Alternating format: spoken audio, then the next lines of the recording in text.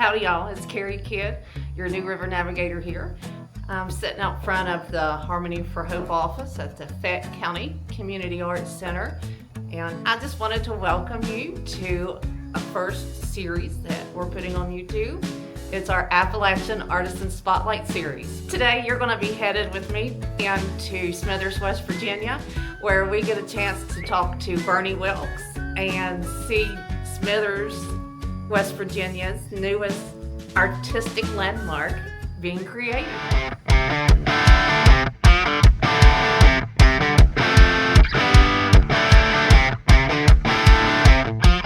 Our journey takes us through the heart of Appalachia, where every town has a story to tell. Today, Smithers is about to add a vibrant new chapter to its narrative.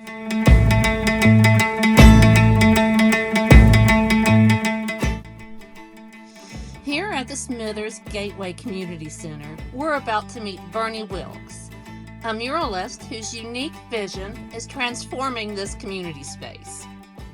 It started in graduate school. I was working really hard to try to become a gallery artist. And that is, our professors would insinuate that was essentially the goal, was to try to get exhibitions and try to show in New York City and to get a teaching job somewhere at a college or university and kind of make that like kind of a sidelight to your own work. 6th and 7th graders, some initial brainstorming with them. They're going to be painting butterflies and flowers and bugs for this as well. How can we work with the orientation of this wall, which is very horizontal, right? So that generally lends itself well to a narrative, like a scroll almost, like a comic strip, because it's so wide and short. Yeah. It's a kind of design process because, again, this limitation right here is this wall. So it made sense with this big divider in the middle, with this doorway in the middle, to almost kind of as past present feature. But these kind of projects where it gets a lot of people involved, like we've already had lots of people involved in this project in Smithers. It's also, working on this polytab cloth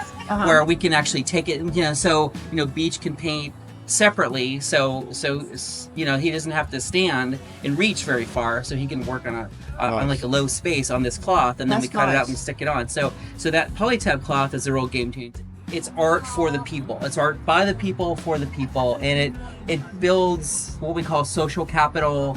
It gets people involved. It gets people to have a sense of place.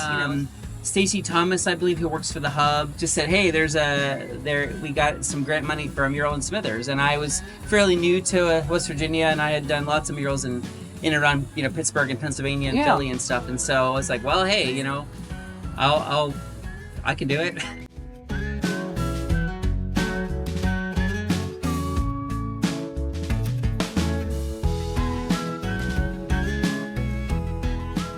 Bernie's work embodies the spirit of our Appalachian Artisan Spotlight.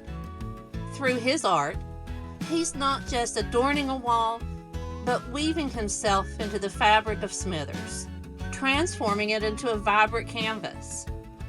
This mural represents a new connection between artist and community, a visual dialogue that will inspire for years. Murals don't feed anybody or clothe anybody or give medical care, but they can help improve a perception of a place. And they can help people just to feel a little bit better about where they live, and they can actually generate economic activity as well. So there's some, I think, more than anecdotal evidence that shows that whenever community murals or public art is introduced to a place, it tends to have a positive impact on the overall economic vitality of a community. I think that's important to just try to be sensitive to the community where you're at, and include some of the local architectural elements, like we're gonna put the bridge in here that goes to Montgomery, like a train. Obviously this town was built partly on the railway system, train as well, and just to kind of nod to things that help build this town, and then where do we take it from here. I think it's really important to reflect the people who live in a place, right, and not have people that and again, like it's challenging because there's like 9 people in this mural total, so it's important to try to at least represent different people who might live in a community as opposed to people that might not, so things like the racial breakdown is important to try to be sensitive and aware of that a little bit, and just people like the ages of the figures, and like I've noticed with a lot of murals, the people end up being like young and very thin, like young and thin, pretty cool, So I think it's important to show kind of reality a little bit, not everybody looks like that, Right. So That everything's been really a good positive experience. yeah, here it has been. Yeah, I haven't run into any kind of comments here at all. That's I mean, fantastic. but sometimes people get concerned about the content of a mural, which is very understandable, and that's why I think it's good to have like kind of an open process. I kind of ran into this in Pennsylvania a fair amount. So like a lot of folks tend to associate murals with blighted areas. Mhm.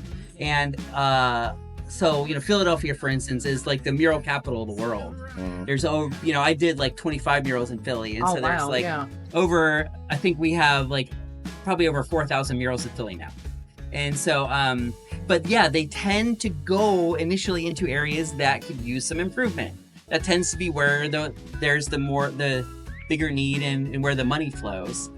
And so it's as I was saying before, it's kind of a very inexpensive way and a kind of a fun way and a very interactive way to inject some life into a community or a neighborhood or a street or a block, and so I think that's been the perception. I think that perception is changing now, hopefully, as more and more murals murals have become so popular now. It's amazing. Like, it's just like when I first started doing them, it was like I had to write my own grants, and I wasn't getting paid much, and so, but it seems like now people are realizing, okay, this is a good way to Really get the community involved. Mhm. Yeah. I like West Virginia. It's great. Yeah, well, it's nice to meet you. Yeah. Bernie Wilkes and his debut mural in Smithers reminds us that news stories are being painted daily across Appalachia.